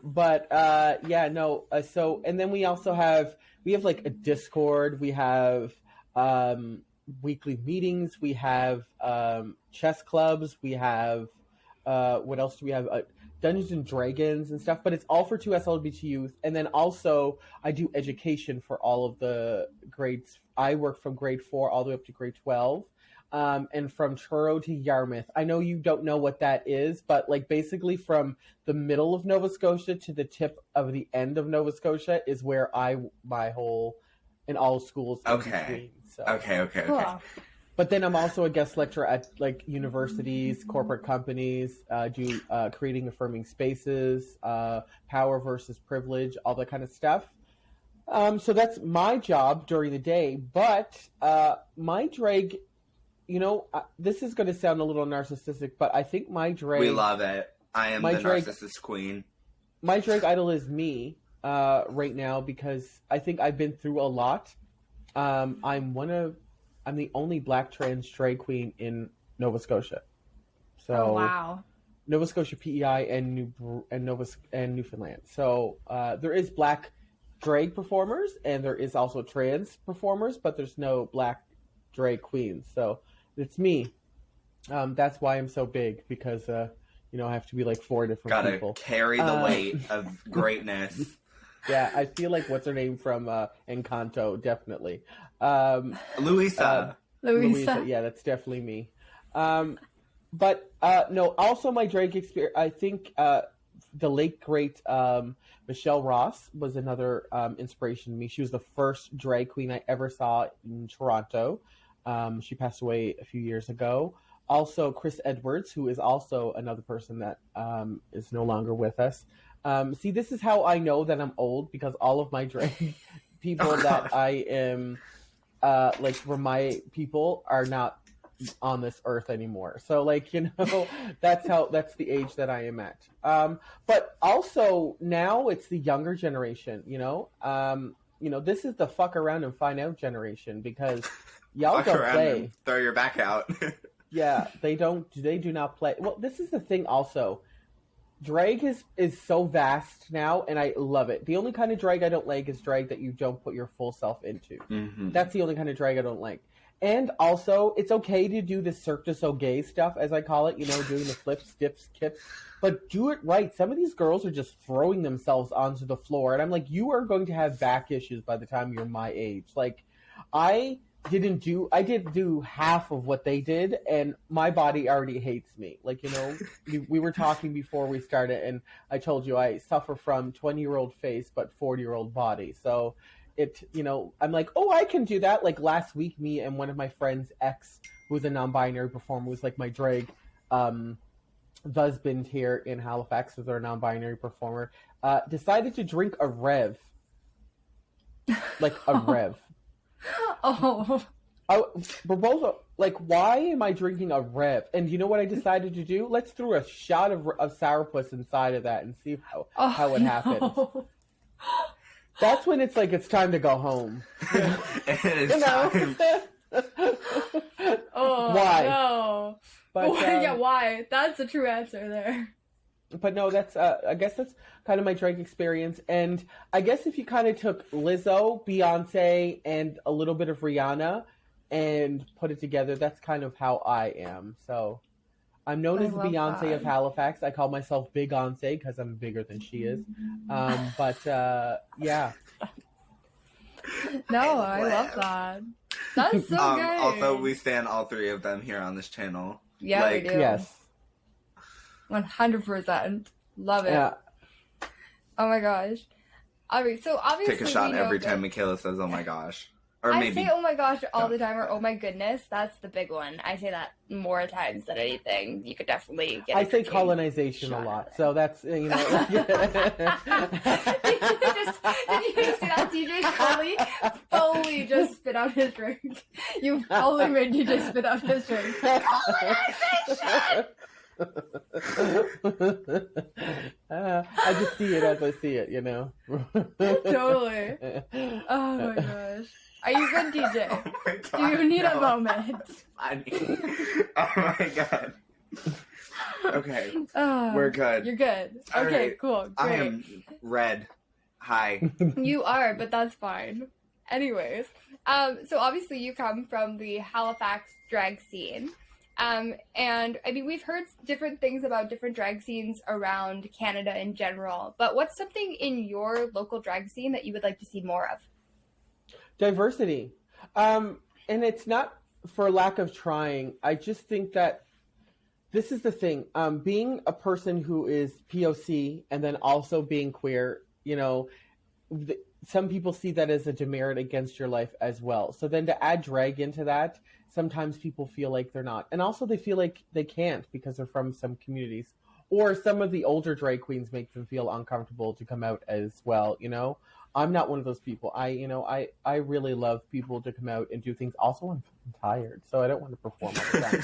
Like, literally, I have 3 shows, 2 panels, and a public speaking engagement before Monday. Like, so it's, you know, booked is great. But I would love to see more diversity and more community. This is the thing. I feel that there's a lot of performative allyship within our own community. You know, there's a lot of people that want to say they want to help Black Lives Matter, they want to help the community. As long as it doesn't affect their billing or it doesn't affect their booking, that's when they want to help. But once it starts to affect them, then they're like, oh, I don't know if I want to, or I want to. And I remember having a discussion with a group of friends, and I said, because somebody asked me about reparations for the queer Black people, because, you know, it's most of drag comes from them, us. And I said, if any of you white people can say that you've never felt like you had a Black person trapped inside of you, then I won't talk. None of them could say that because they do feel like that. They say that all the time. I feel like I have a Black woman trapped inside of me, And then when they started getting uncomfortable about it, and I started to call them on it, they were like, "Oh, I don't want to talk about this morning. It's uncomfortable." It's like, okay, let me go take my blackness off. Let me go take my transness off, and then we'll just sit here and talk. Oh, wait a minute, I can't do that? Yeah, that's what privilege is, sweetheart. So, period. So I feel like the community itself doesn't help itself. You know, we have our hierarchy. Sorry, DJ, but you know, like the cis white men is at the top still in our hierarchy. You know, not to say that you're a cis white man. I don't know if you are in the spectrum of trans. I'm gender fluid. Okay, sorry, my apologies. No, it's fine. I should not assume that because it makes it ass out of you and me. But still, I just feel that it needs to be a lot more community based. There's a lot of people that want to say they're helping the community, but they're not. I do a lot behind the scenes. I don't do a lot of stuff online. Like my social media presence is there, but it's not as much as some of these newer queens and some of the other ones because I physically do not have the time. Like I'll show you my schedule. Like this is my schedule. So if there is a dot, I have an event, and some of those events are doubled up or tripled up. So I'll show you 1 second. Let me see if I can look at this. This is. Do you see? Can you see it? Do you see that? If there's a dot, I have an event. That's February, and that's March already, and April's starting to fill up again. Oh, I love the nail. Oh yes, I just did these nails. This is the Pan African flag, so black. Yes. Love it. And red with some gold. And also when I see that, colonization asshole, I can be like, yeah, it's even better. There's the middle finger, and then there's the middle finger with the nail with a story behind it. Yes. With the accent. Exactly. So I want to see more of that, but unfortunately we're in Halifax where the land, where the buildings have more rights than most of the people, right? So right. It's very much that. It's still very much an old boys club here. We still have the military here. We still have a whole bunch of universities here, so and also our city is expanding at a rapid pace, like so big that I don't think it can handle itself. Like our crime rate has skyrocketed. Our, there's a new condo going up left, right, and center. I'm pretty sure the only people that are buying the condos though are the people that are building the condos. So like that's all I can think of. But I just want to see more community in our actual community. Yeah. No, that's like I love that. I mean, the way that you were explaining it and saying like it's specifically the conversation about how people want to help until it affects them and then they don't want to help. Like that's something that I think we see all the time now is that everybody, it's one of those things where like people will like put, when that whole thing was going around where like people were just putting the Black Lives Matter thing in their stories on Instagram. And putting the blackout, which was making it worse because it was shoving people's things down, Exactly. Those kind of things. Yeah, they're just doing stuff to be performative. And then like the next day they're like, what? Yeah. Exactly. Yeah. No, I love that.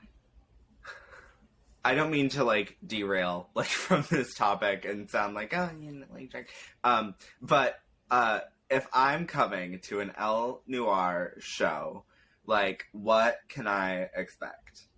Everything. Yes. Everything and more. I make all of my own costumes. I am an esthetician and trained makeup artist, master esthetician. Actually, my license is right over there. Work. So I'm also been voted the best drag performer in Halifax for the last 5 years running. Love it. By the Coast, which is like their, local paper here. So I perform everything from Beyonce all the way down to Ella Fitzgerald. So I hearken back to the old school, but I also know how to do the new stuff. This is the thing. I think if you're going to be in drag or any kind of entertainment, you need to be able to move with the times. The old dinosaur, sometimes when you hear girls say, oh, it's old school drag, that just means that they're being a cunt. And I say cunt with a K, because I'm neither deep nor warm. So, I like that. Like cunt when you, like how you call your grandmother a cunt.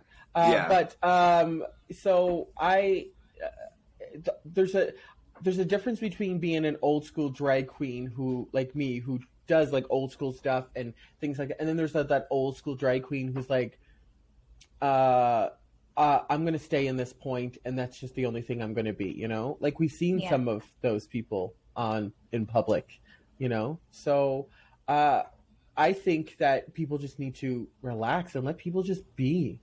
Like, my God, is it really hurting you that bad that they're doing it or doing something? Sorry. No, go ahead. We always, like, start off the podcast before we even say anything. We like to say drag is art and art is subjective. Like, if someone is, unless it's like in a competition and all forms setting, of art are valid was the other one that we say too, because I feel like so even many in a people competition judge style, everything. even in a competition like with Drag Race and Dragula and things like that, you know, it's still subjective, you know, like like Michelle Visage has said multiple times that she doesn't understand, you know, Black vernacular, but then 5 minutes later she's saying that she's Black by osmosis. So, you know, like, whatever.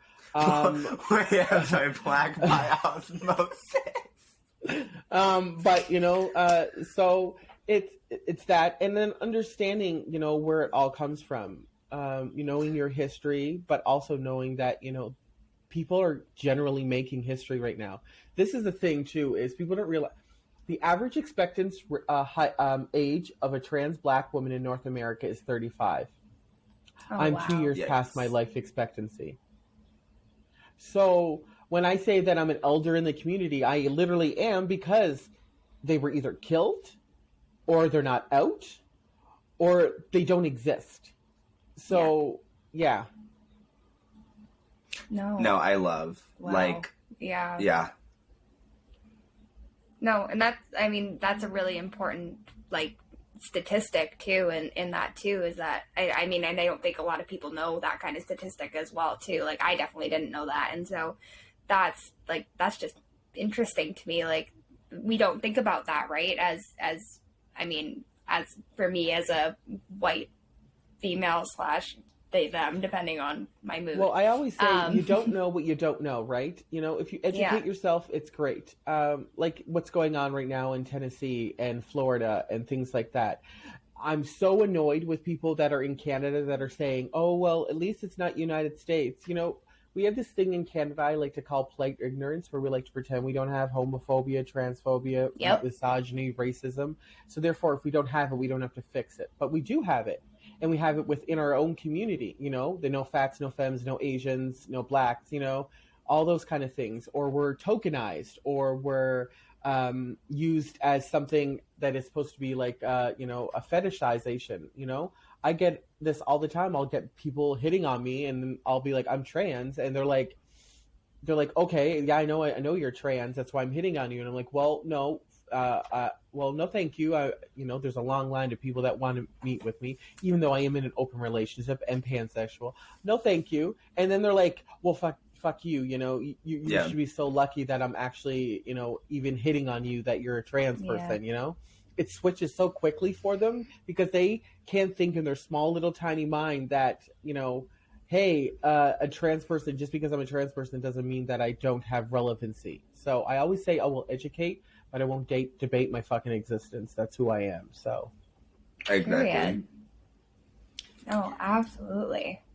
I also think, like, taking the time to, like, know your history and, you know, really learning where things come from is very important, because we're kind of all we have, and, like, if we stand divided as a queer community, we're getting nowhere.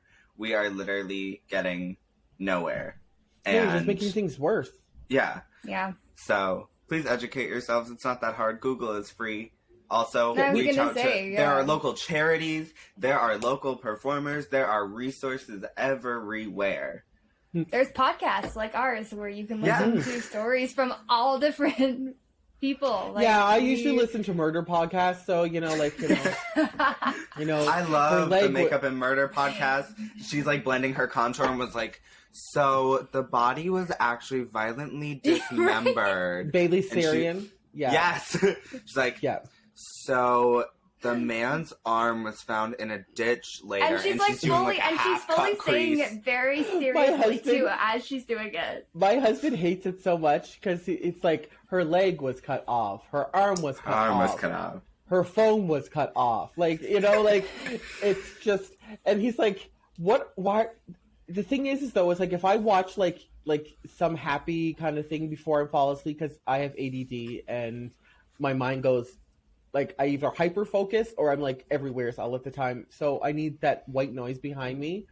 Yeah. So I usually don't use headphones when I'm sleeping, and my husband's like, "Oh, I can't listen to that. It's bothering me." And then he'll put EDM music on and fall asleep to it. So whatever.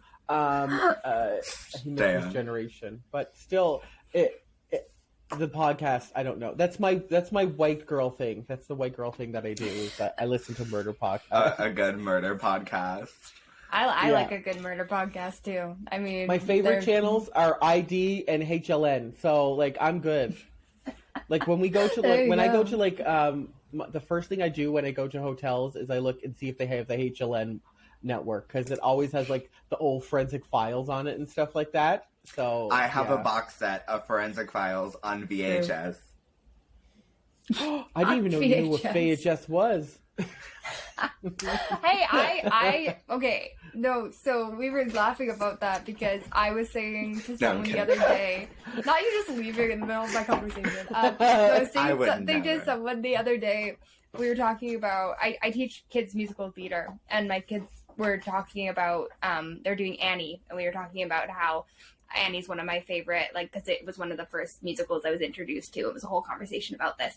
And then my one kid turns and she goes, "Oh, was that on a DVD?" And I said, "No, it was on VHS." And they looked at me and they just went, "What?" And I was like, "You don't know what that is, do you?" And they were like, and I was like, "Okay, cool."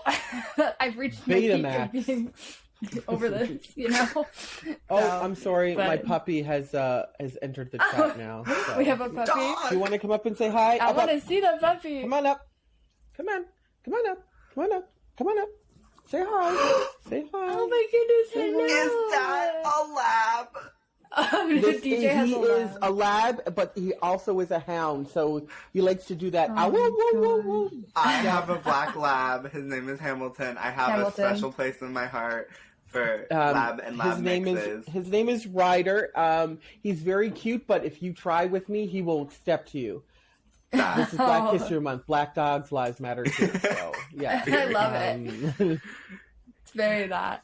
Oh my gosh, we needed that puppy break. I love that. That's so yes, great. I love. Oh my gosh. Okay. I asked this question to both Steph and to Racheal earlier. We were talking about all the different communities of drag in Canada in general, and I don't know like how many you know of or what you know of like the communities and stuff like that. But if you had to pick, other than Halifax, if you had to pick one drag community to join, which would you pick and why?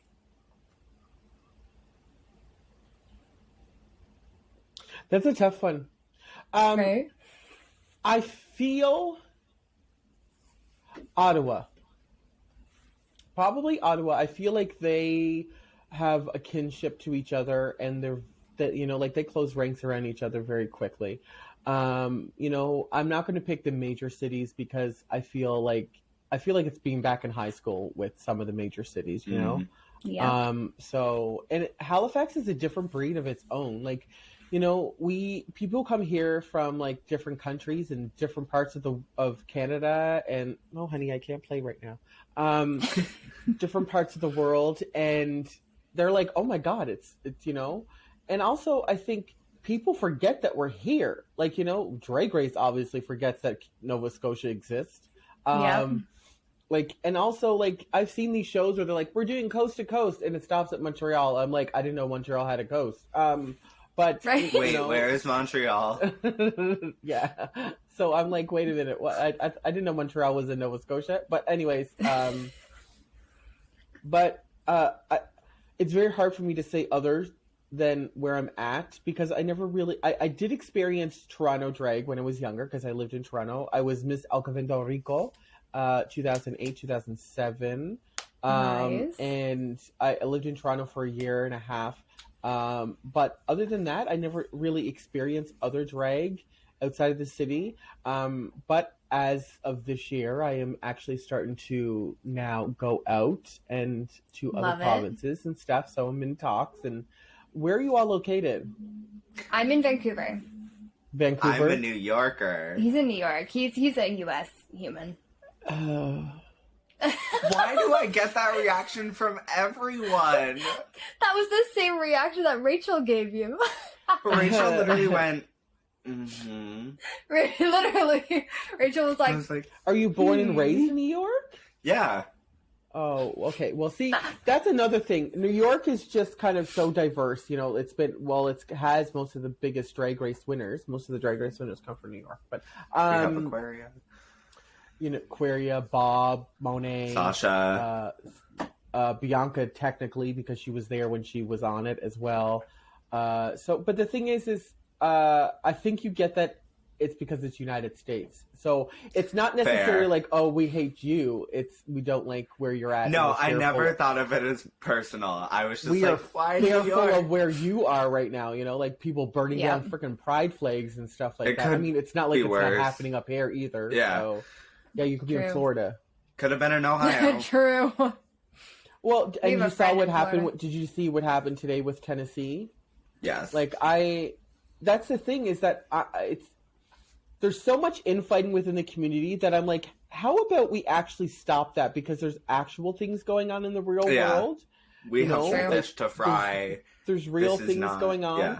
Like, no, oh, I didn't want to perform with her because she looked at me one way, or she wore the dress that I wore, or she did my song. Is your name Beyonce or Rihanna? No? Well, then it ain't No. your damn song. Keep Get it over moving. yourself. Period. Now I can understand like mixes and stuff like that because I've seen some girls take other girls' mixes and then perform them, and I'm like, that's shady. But the thing is I feel the community is not what the community used to be, and one of the reasons is because of social media. Social media is a Yeah. double-edged damn sword. So much experience, like. Now, if I want to know what trans is, I just got to pick this up and put it into my phone. When I was a child, I had to use Dewey Decimal System. Do you know what the Dewey Decimal System is? Is that like how books are arranged in a library? Yeah, a library. Do you even know what? Look at you. Being, Some of your look people at don't you. even know what a library is. Some of your listeners probably don't even know what the hell a library is. No, A because I library is had where to we- go to it in college, and it was really scary. It's like this big, huge bureau of drawers that you have to pull out. It would have like this card on it, and then it would say where your thing is, and then you would have to basically go on a scavenger hunt to find your damn books. Joy. And, you know, where I come from, the only time I heard trans was when they were talking about transmissions. You know, they barely talked about gay people. They always were like, you know, your uncle's roommate. Yeah, well, my uncle's roommate has been there for 20 years. They have 2 cats together, and they travel all together all the time. So it's not really a And is roommate. also doing tongue pops and death drops. Like, Yeah, exactly. You know, so so it's a different time, and I feel like COVID kind of was a big deciding factor for a lot of people because COVID was the great equalizer, as I call it. Sorry, my dog is being an asshole right now. no. Stop it! Stop! He's literally punching me with his face right now. And I just feel like it's a great equalizer because all those people that never had hardship, all of a sudden were dealing with hardship, and they were looking at like the trans and the black and the queer community going, why are you not freaking out? We were like, well, we've been done doing this our whole life. So, you know, Yeah. and I feel that's what kind of happened. And from that, all of this came from the community. And all these new drag queens started to come out. All these new drag performers started to come out. All these new artists, because people were like quietly quitting their jobs and started to doing things that loved them. I was one of them. When before COVID, I was an esthetician dealing with Karens and their eyebrows on a daily basis. Oh, and then joy. one day I was just like, I am done with this, and I applied to the youth project, and I've been working there ever since. The thing Please is, tell me you waxed one of their eyebrows clean off. Please. No, For my because heart. I'm not professional. I'm very professional, and I want people. I mean, I did do it deliberately once, but that was before I was an esthetician. But no, I was in the Navy, and this guy. Okay, listen, You can have your aesthetic. Do whatever you want. Unibrows are no, they're called brows for a reason. So this guy literally knew it would annoy me, so he used to grow his unibrow. So one day he was asleep on the settee, which is like this little thing that's down in like the ship, I took one of my Nair's like wax strips and just stuck it right in the middle of his forehead. So he had to rip it off. So I was like, there you go. Now you have 2 eyebrows. And he never had, and since then he's had 2 eyebrows. But I'm like, that's the only time I've ever done that. No. That's actually iconic. I love that, honestly. You're like, if you're not going to do it yourself, well, bam, there you go. Someone's got to do it. But he would like entice me, like he would sit there, like, cause like where I was, and then like where he was, he would like look over the console and go, "Oh God, no!" And it was like this big, bushy, black, and I was like, "I'm gonna get you, I'm gonna get you." Yes. Okay, so we like to ask this question just to kind of round out the interview to everyone we have on. What is if you could give a couple, like one or a couple pieces of advice to a baby performer, what would it be? Don't do it. No, I actually feel like everybody said that. Didn't all 3 of them say that? No, I feel like Steph said that too. Yeah, they probably heard me say it. It was either Steph or Racheal. One of them said it. Our family, so they're all my family. So I would say do it to your fullest and fuck what everybody else thinks, you know? It's just like love. I know we have the 2S LGBTQIA community because we want to be able to identify ourselves, which is fantastic. I love that, you know? But it's what society tells you who can love and who you can love and who you actually love. It's the same thing with drag. What you want to do in drag and what society says you need to do in drag. If you're going to do drag, do it to the fullest. Make sure that you can do it yourself. Be self-reliant. If you're one of those queens that are always relying on somebody else, you're going to pay through the nose, you're going to be waiting forever, and you're not going to have your stuff.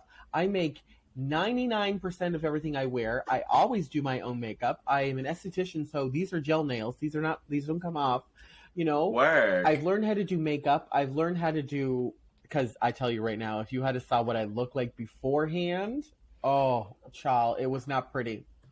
But be self-reliant, because you're always relying on other people. You're never going to be able to push yourself forward. Also, don't judge yourself and compare yourself to others, you know? My girl Steph does it all the time. She like wants to compare herself to others. And I'm like, girl, you've been doing this for a year and you're way above what most people have been doing. And I'm like, if you're comparing yourself to others, you're always never looking at yourself. You have to look at yourself. You have to understand what looks like for you. What I look like now is not what I look like, you know, so many years ago. Actually, I'm going to show you right now what I used to look like. This is, look at this. This is. Oh, wow. Oh, honey. That's 2009, and that's 2022. Oh, wow. Yes. So, you know, find your own way. Find your group that's with you. You know, and I hate that word. Don't you say find your own tribe. You're not an indigenous person. Stop saying find your own tribe. Stop using those words. And stop telling people how to do it as well. That's another thing. Unless you're judging them in an actual judging panel, give them advice. I always give advice. I don't just say, you know, you should be doing this for doing this sake, unless I'm messing with my friends, because I love to tell my friend Anna all the time that she shouldn't be using black eyeliner for lips, but she still does it. Anyways. Our drag sister. Our drag sister does that too. Yeah, you need to understand that you have to put it fully for yourself and only for yourself. I like to say that drag is the dolls that we never had as queer children, and now we're making ourselves into it. Oh my God. If that is not the most truth I have heard. I never had a black Barbie plus-size doll when I was a child because there was nothing in existence. And now I get to make that. Not only do I get to make that, but I also get to represent it. I'll tell you one little small story before y'all wrap up. A few years ago during a Pride in Truro, which is like a very, very small town here, and I was in a trans dress, and this little black girl yelled out, "I'm trans too." And I talked to her mother afterwards. And it was the first time she actually said that she was trans outside of her family. And it was because she saw me. Not only because she saw somebody, but she saw an older person of her, because she saw that she could actually be older and prosperous. I like to call myself trans middle management, because we only talk about ourselves when we're dying or when we're winning awards. I mean, I do win a lot of awards, but still, you have to make sure that you're doing it for yourself, because if you're always doing it for somebody else, I mean, you know, when you're starting out, there's, you know, we call it the lights are turning off numbers, you know, those numbers like, you know, single ladies and all those stuff and everything, you know, the numbers that, you know, you're going to be crowd pleasers. But for the most part, do what you want to do and make sure if you're not hurting anybody. Oh, well, and if you're hurting anybody, sometimes it needs to happen. Some people just need to be uncomfortable, because if you're uncomfortable, you're learning. That's really true. Absolutely. No, I love that. And that story is so beautiful too, because especially with like, I think representation is starting to become more, I don't want to say noticeable, because that's not what it is, but it's more like, I feel like we're seeing more representation for communities that didn't get representation, and are starting to have those people who are coming out and saying, you know, I didn't have this before, but I'm going to be that for somebody. And I think that that's this is the thing. Really beautiful as well. This is when I'm teaching youth, this is how I use this analogy. When I was a kid, there was only like 6 cereals that you could pick from the grocery store. But now when you go to a grocery store, there is a whole aisle of it. And that's kind of the way the world is. Back then, it was men and women. That was it. But now we're starting to see gender queer, gender fluid, gender nonconforming, you know, trans people, non-binary people. Those people were always existing. The only thing is now we have the language and we have the way of thinking.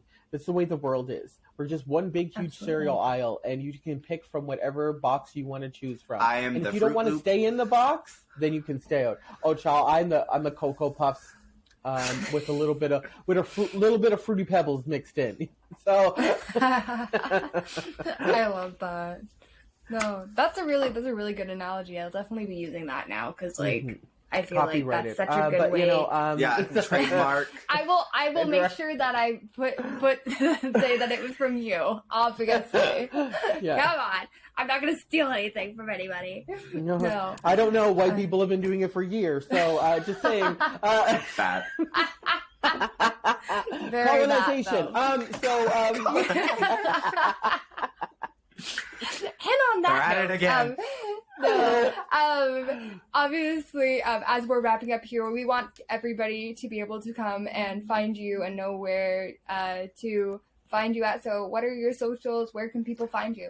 So my Instagram is Chris Noir, which is my actor name, Kris Noir, Noir. That's my Instagram. You can follow me on TikTok on the Elle Noir, because I am the Elle Noir. I do have TikTok. I mean, not TikTok. I mean, I do have Twitter, but I don't really use it because I that's a minefield. I don't need to deal with, you know, like, my God, like, I have enough issues. I don't need to listen to people's made up issues, right? So, yeah. That's where you can find me. And if you come to Halifax, we don't have a lot of queer spaces here. You know, we have like maybe 2 queer spaces now, but I'm usually performing some weekend or somewhere. But look out for in the future of a city near you. I don't know. Even I might come to New York, but going to the United States right now, I feel like I'm the Antichrist. I'm a black trans woman that works. I'll be happy. So go to Vancouver and make Michaela happy. I want to go to Vancouver. You know, one of my first bars I ever went to, it's not a queer bar anymore, but Celebrities, was when I was there last night, no joke. Yeah, so that's where Davie Street is where I really first started to go out, because I was in Esquimalt for my basic training and for my training in Victoria Island. Okay. What is what? Wait, where DJ is has that? no idea where that is. Esquimalt is a base on Victoria Island. So the capital of Vancouver, which is weird because it's not even capital of BC, right? But it's an island. It's the capital of BC, but it's an island. I don't understand. It's not even attached to BC, but it's the capital. It's a bougie Nova Scotia. That's what I call it, because it's literally Nova Scotia, but it's more expensive. That's my new favorite thing.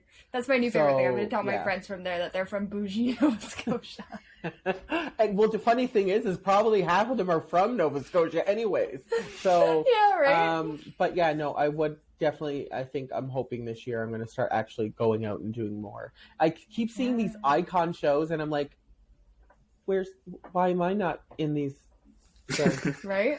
Yeah, who never called me? Get the phone book. Hold on. 18 years. Hello. Hello, what the heck? No, But yeah. absolutely. All right. So I think that's all the time we have today, but we want to thank you so much for coming on the podcast, and we hope that everything that you do in the future is successful and makes you happy. I love that you youngins are doing this, and thank you for having literally my family this week. So I just want people to know that Halifax Drag is very, very prominent and very good. Just like every community, it needs work, but if you're ever in Halifax, please look us up because you're going to have a show. All right, well, I hope you enjoyed this week's amazing episode with our 3 lovely Nova Scotia performers. There was some real good bits of information in there. But yeah, I think that's actually going to kind of wrap it up. We kind of covered everything. So I hope you all have a amazing rest of your... Yeah, Michaela. You forgot to tell everybody about our socials. I know. Can you tell them? Sure. So our Instagram is We Are So Not Straight Pod. Our Twitter is Not Straight Pod. Our TikTok, and yes, I know I say it every week, I will be posting more TikToks, so please go follow us on TikTok. It's We Are So Not Straight Pod, just like our Instagram, so go find us on there. I will be posting more, I promise. I'm getting to it. I'm working on it. Our YouTube channel, which is where you are right now, so if you don't know where you are right now, maybe go call a doctor. But anyways, our YouTube channel is We Are So Not Straight Podcast. That's where you can find all of our interviews from season 1 with the Call Me Mother cast of season 2, as well as all of our interviews from this season. There are some really great interviews on there. Family, we talked about inclusion, we have talked about, I don't know, what else, DJ? So many things. We've talked Queer about so joy. many things. Queer joy, yeah. Lots of different things. So go check those out. There is definitely something for everybody. So go check those out. Give us a like, subscribe to our channel. We're trying to get more people on there. And yeah, please do that. If you have any questions, comments, concerns, fits of rage, or suggestions, please email us at wearesonotstraight@gmail.com. All this information will be down in the show notes and the description. Yeah. Wow. The musical stylings of Michaela. Yeah, exactly. Thank you. All right. Well, with that being said, I hope you all have a fantabulous rest of your day, and we will see you all in the next one. Mwah. Bye. Bye.